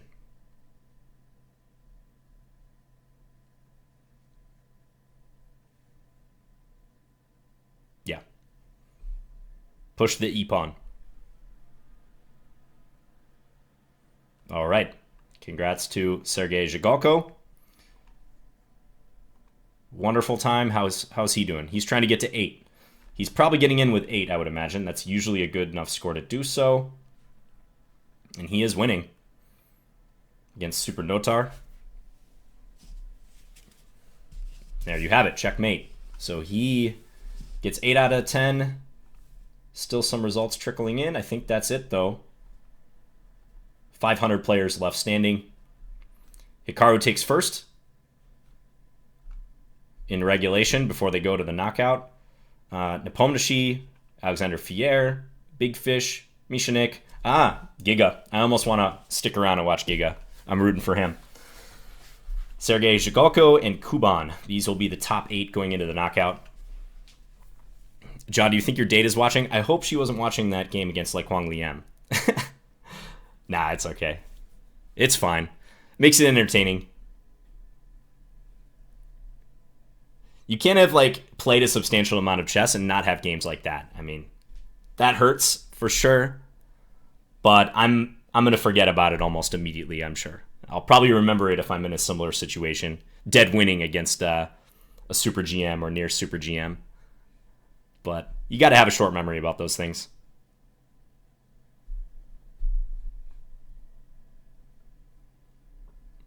Thank you, E-Dub. Appreciate you checking out the stream.